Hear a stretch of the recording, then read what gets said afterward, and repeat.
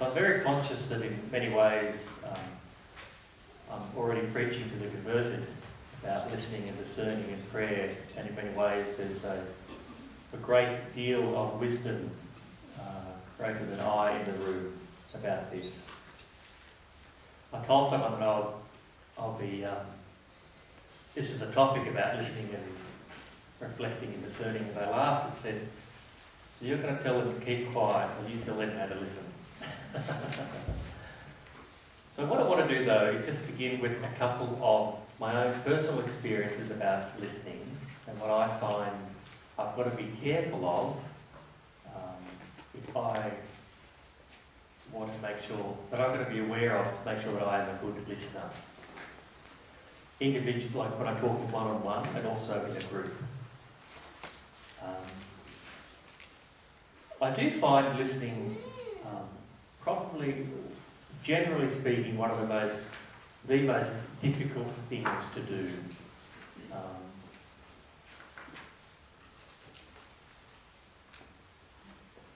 And I think it's one of the things that's not particularly done too well just generally in the community, because you've just got to work at it quite a lot to be a good listener. Some people are natural listeners, they've just got that gift and able to discern. But we all can do it, we all have it, so it's just a matter of being aware. I also personally find that if I am in a mode of good listening, it's just a really life-giving experience. It's fantastic. If I know I've listened well, then it's just very joyful. In my heart, I feel very alive.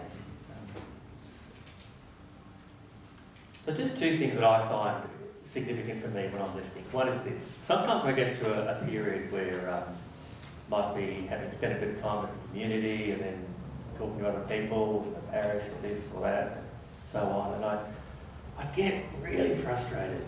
I get really angry, and I'm just saying to myself, no one is listening to me. I'm not being heard.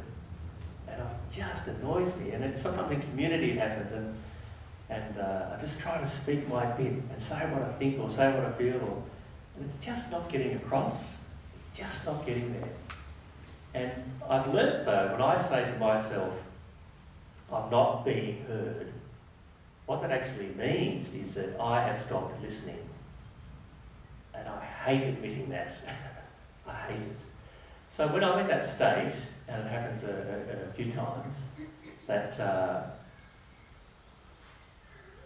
I can't somehow connect with people and have my expressions and feelings and thoughts heard, even if it could be simple things, I know that I have to stop speaking and I have to start listening and start hearing other people and asking them questions and inquiring about what they're saying first. Once I do that, then I find things flow.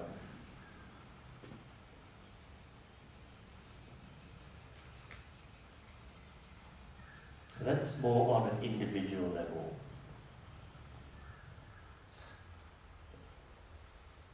On a group level, when I'm in a group,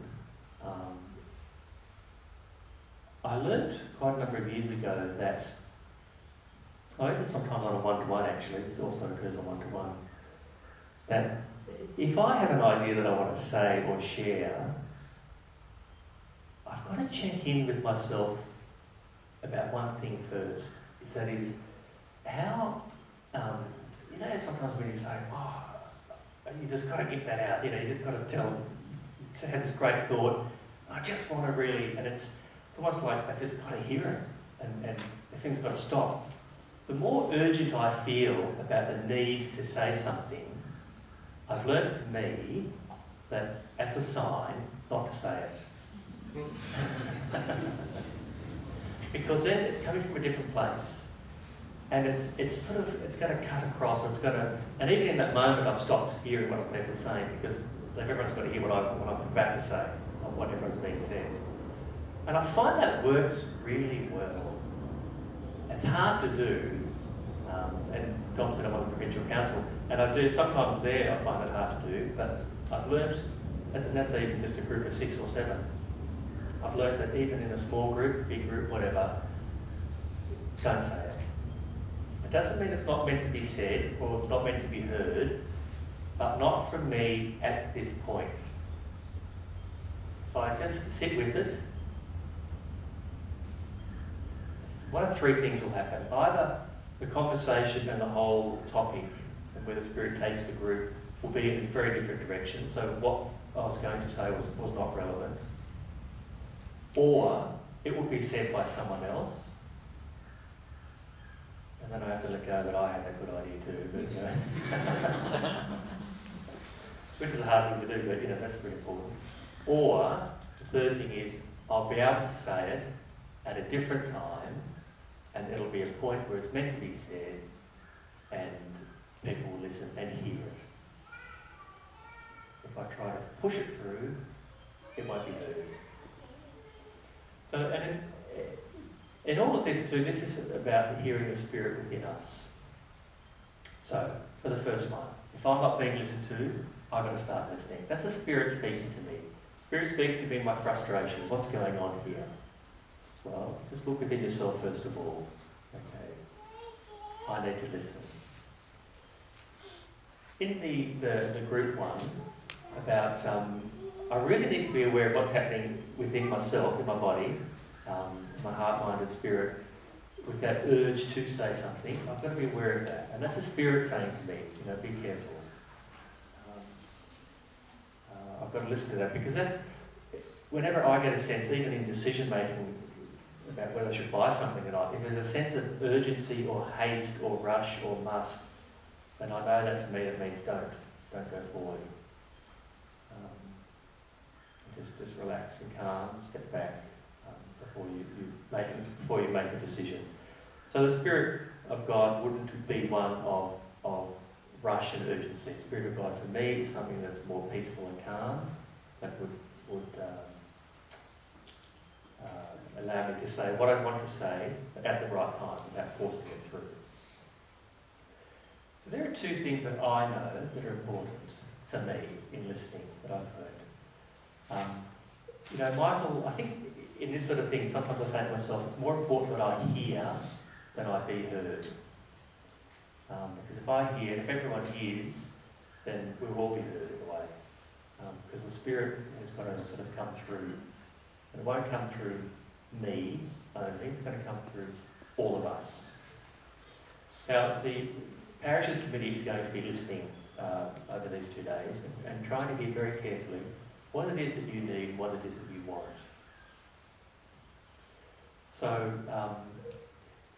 they will be listening very much and trying to discern the spirits within them as well. And the more we're able to hear each other, the more the Holy Spirit will be able to speak through us. And then what really needs to be heard will be heard. Michael Hussey spoke about, apparently he wrote a book, and he wrote some criticisms of the current cricket team, the one that he just retired from. And he said that the shift changed when he first joined the team. Everyone was happy for everyone else's success. He said that was crucial for a good team. That every player be happy for the other player's success. That's not about them. But something happened, the change in personnel and staff or whatever, and things shifted, where then people started to have to be aware of only number one and not about the other.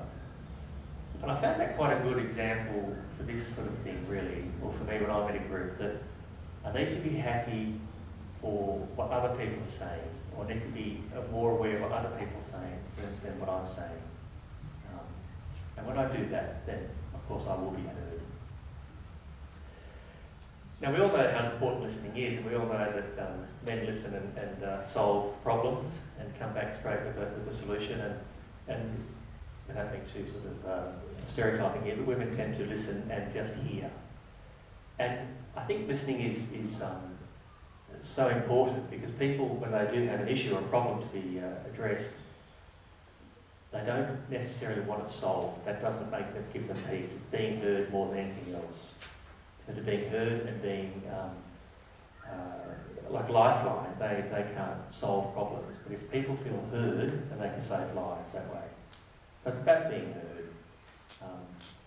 I think loneliness, listening takes away loneliness. If we feel heard, we don't feel alone.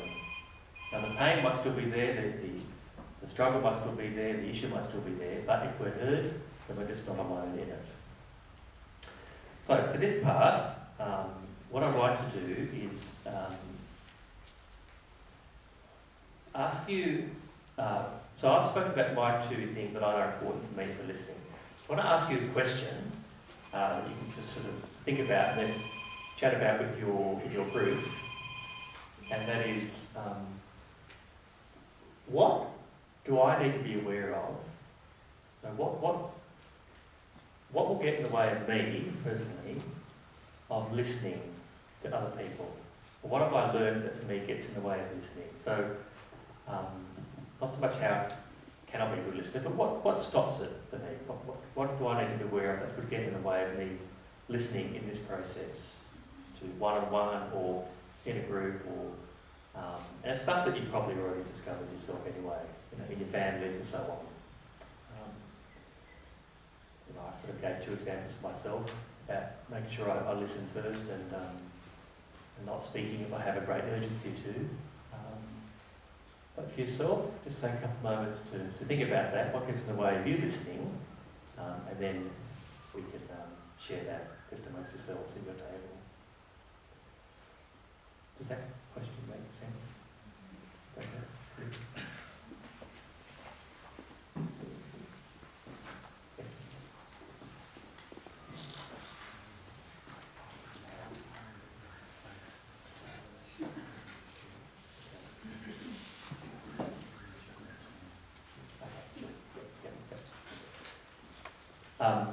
So it's 9:20 now.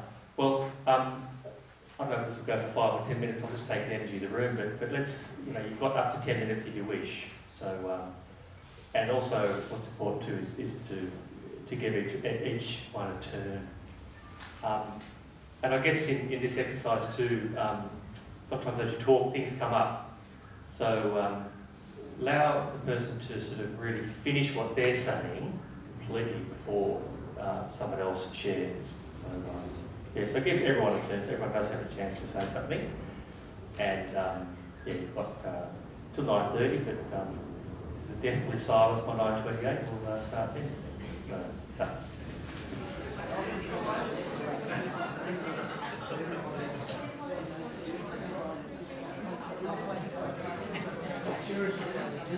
Okay, so we might bring it back together.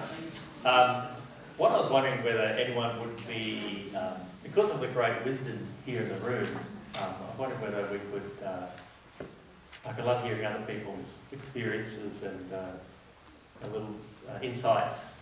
So if anyone would be free to share what they heard or what they said about that they found quite interesting or appropriate or relevant or helpful for just listening in general, that would be fantastic. Does anyone want to share or say?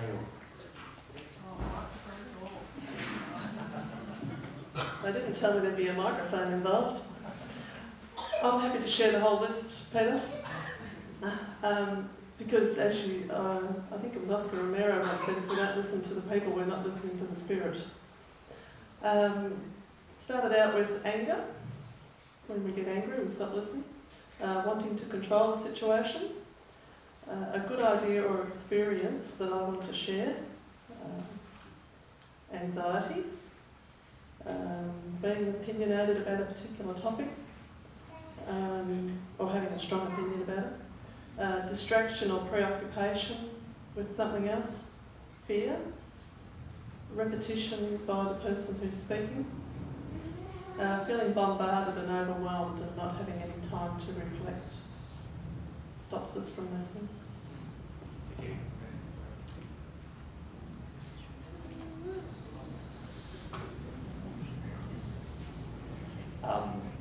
And if you can be if we can be aware of that, what at the time, if we are feeling overwhelmed at the moment, and we'll stop listening, just to be aware of that. I guess as best we can, to put that aside, or know we have to address that later, so we can be present to this situation. Yeah. Anyone else would like to say anything or share, or so we can listen? Yeah, great.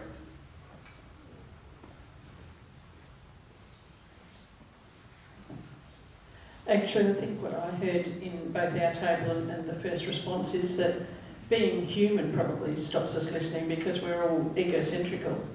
And I think that all of the stories we heard around our table are very much that we're all about ourselves, and sometimes I think we need to stop and think of let the Spirit come through us. And I think that's what we were all saying. It was all very similar. And that comment on our table as the first response came out was, we're all the same.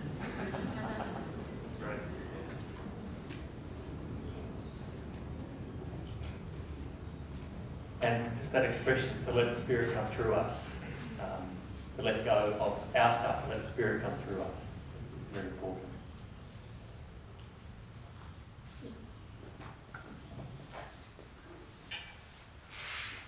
Thank you. We all had different reasons why we had trouble listening, and they were all varied in so much as that some of us felt that we had a sense of insecurity, that we needed to have people understand that we had a great grasp of whatever it was that was the topic. We felt that everyone was always in a hurry and just couldn't wait for people to get to the point. We felt that we needed to establish the fact that we were an authority on whatever subject it was that was being discussed. And essentially, we established that we're all poor listeners. Thank you.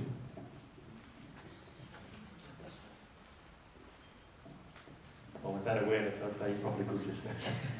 But thank you for that. Yeah, the insecurity too is a feeling like you're an authority on a subject. I know that I went through a phase where I was used to get caught out thinking I had to speak for the sake of being heard, just so that if I was in a group, I didn't want to feel too embarrassed by not saying anything. So that was the worst time to speak. Do you anyone want to say anything?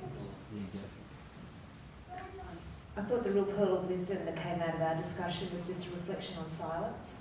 And we had Mary talking about her experience as a principal and reflecting on the classroom situation, that often when a question is asked of a child, the average time of waiting is 2 seconds before either the teacher answers or asks somebody else or rephrases the question. And that as a principal, she was reflecting how she's had to learn with children that come into her office for diverse reasons to sit with the silence. And Anand expressed a really beautiful expression. He said, let the silence rest. I'm probably saying that is going to let the silence rest for a minute. I don't hope it doesn't kill the discussion. Thank you. That's really fantastic, because that's when the Spirit can be heard, because the Spirit's a quiet voice. So let's do that for the next minute. Let's be in silence and let the Spirit be within us and speak to us.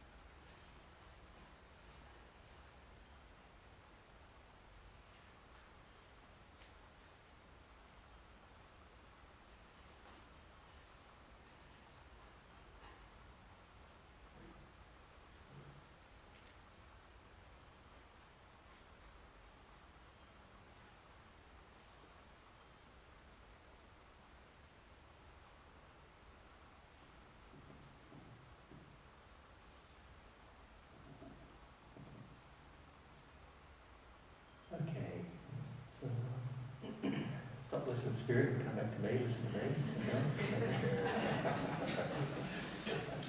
One thing Dom said, which I found, a bit of a theme coming through, I'm finding, unless I'm curious what I want to hear, but a bit about the God's voice coming through in all of this.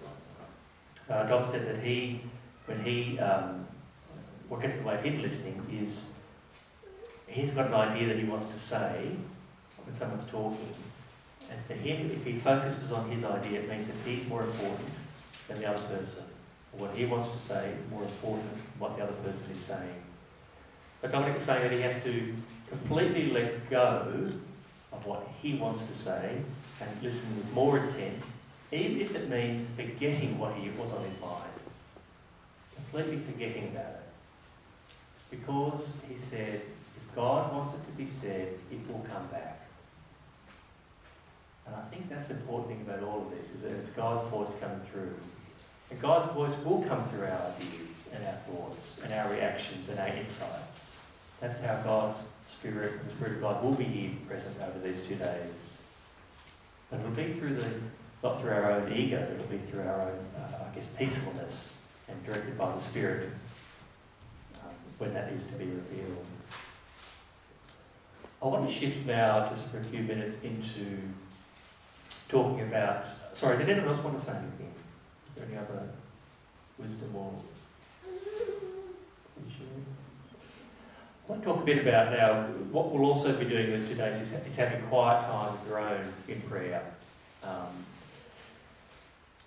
And just to say 2 things really, if I could. One is, you hear it said often to be real in prayer. I think that's just so crucial. So if you do have 20 minutes or 15 minutes of silence on your own, reflecting and talking, be real. I was reading a book by Brian Gallagher recently, and he said that in times of crisis, people will go to prayer, but he said what they won't do is tell God necessarily what's happening for them. They'll pray for a solution. They will pray, please let this be okay. But they won't necessarily tell God how they are, what's happening for them. There was once a priest who said, you've never really prayed unless you've used a 4-letter word. Okay? Don't quote me, okay? But what he's saying is, be real. If you're angry, just say it. God knows anyway. God wants to hear it. If anyone can take anger, God can. Just say it. Because then we are ourselves. We've released. There's nothing hidden. Our heart's exposed. And all we have to do then, though, is to hear God's reply. And give God space to reply. Because whenever God speaks to us, it is always a message of life. It's always good news. It may not be what we want to hear, but it will always lead to life. The first thing is just to be real. Be real. And the other is, part of the certain process for the group is to hear people speak, to go away, to reflect, and then to come back and to share. So for a sort of thing for the group to get to a bit of a consensus about it, it's to make decisions in this sort of process. It's not about coming up with 3 options and taking a vote, whether first past the post or preferential or doing deals and all sorts of things. It's not about that, because that's just getting a majority. The consensus approach is really hearing the Spirit speak through all of us. So we all hear people share, then we go away and pray about it, and then we come back and share on what we prayed. And then the Spirit will somehow will sort of lead to a point or to a direction for us. And so if we are asked to go away and share after a session, to go away and pray after a session, it's praying on what the Lord's saying to me, but also praying on what the Lord said to me from what I've heard others speak to me. I've heard 2 or 3 speakers and we had a bit of a group discussion. What's the Lord saying to me through them and through that input and through that sharing and through their ideas? And just then we're reflecting as a group. And then we come back and slowly there'll be similarities coming through. And then we go away and pray again on what we've heard, the Spirit say through people, and then we come back. So it's about hearing what the Lord said to me, what the Lord's saying to me, as I reflect on what other people have said. So it's, what's the Lord saying to me through those people and through me? So it's inclusive of everything that's been shared. Oh, there's one more thing I'm going to say I've got now. I think that might be about it there.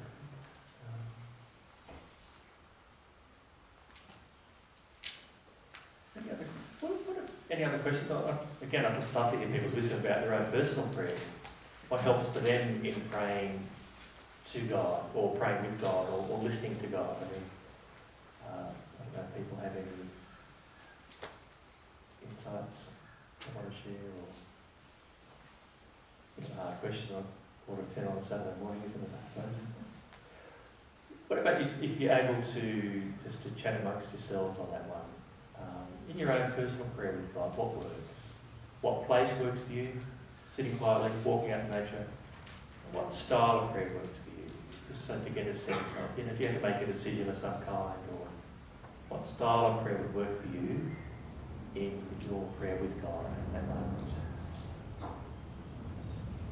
Share that for a few minutes.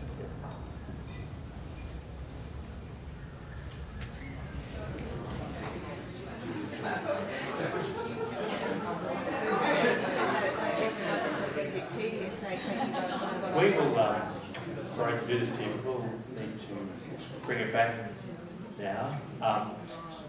And again, are there any wisdom or someone learned, or someone like to share about prayer, listening in prayer, and if they would like to share to us, to enlighten us?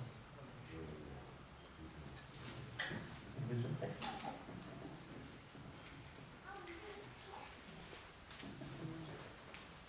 Thank you.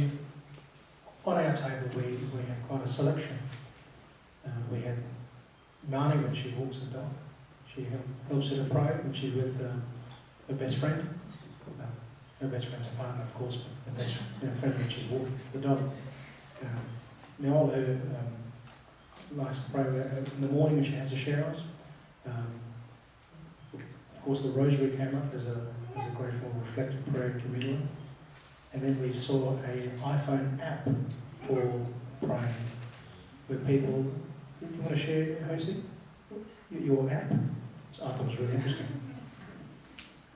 Yeah, in Darwin we have the Jesus Youth group. So we have a rosary group in WhatsApp, that's an iPhone app. And when we recite one decade, we just post it in that WhatsApp. It could be for personal intention, or for intercession for others, or for personal needs. So we will recite one decade, and so that's a motivation to others. So if someone in our group prayed for that day, and if I haven't, then I'll find time in the night time. Oh, I have to recite at least one decade. So that's a motivation.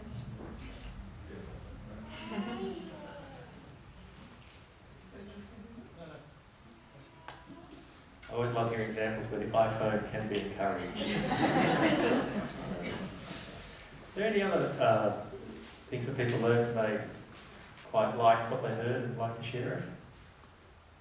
Any other pearls of wisdom?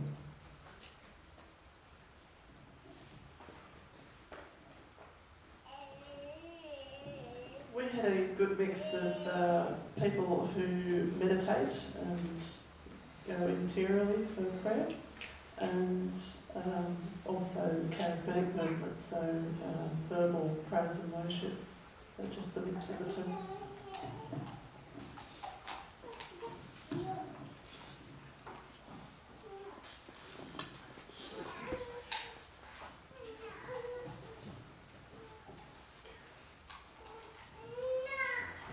One of the things we spoke about in our group was just being present in a church or a space that helped us to pray, sometimes with liturgy and sometimes without.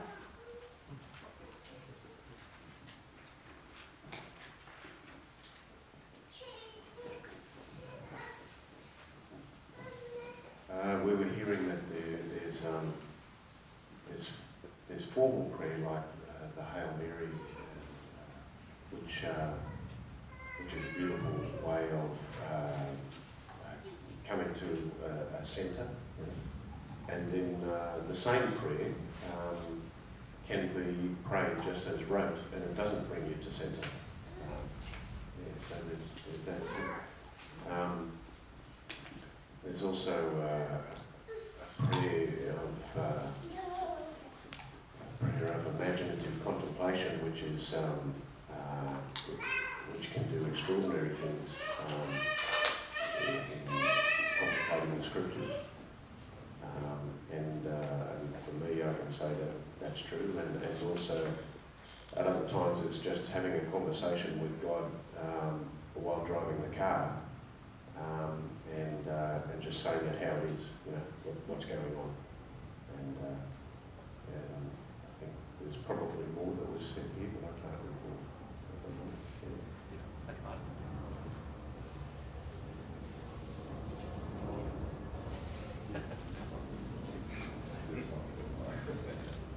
Yeah, we had some wonderful examples. One where Martin prays while he's riding his motorbike, and I was concerned that he might forget where he is. But he said that's fine. So it's that was a great example of a space where you find a personal space. And Kenji here talked about his dad teaching them to pray just being quiet and appreciating nature. So if they were down at the beach, they'd be asked the question by a very wise dad, who made all this? You know, or eating a watermelon, where do you think that came from? It wasn't a farmer. So I think appreciating God and nature. And I think there was a balance as well about structured prayer, the rosary, attending Mass, and so on. But, I think whatever way, and we had some thoughts on contemplative reflection as well.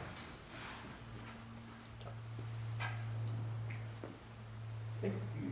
Just to finish from quote, Phil was sharing, he said that Mother Teresa was once asked a question by a journalist, how do you pray? Or, how do you pray? And she said, I listen. The journalist said, well, what does God say to you when you listen? And she said, He listens too. Oh, it's the best way to communicate. I feel what I'm saying is like sitting with your beloved on the couch, just in the presence of each other. So, with the words or thoughts are being said, let's be aware very much that we are very much in the presence of God, and God is in the presence of us in these days. Thank you. Amen.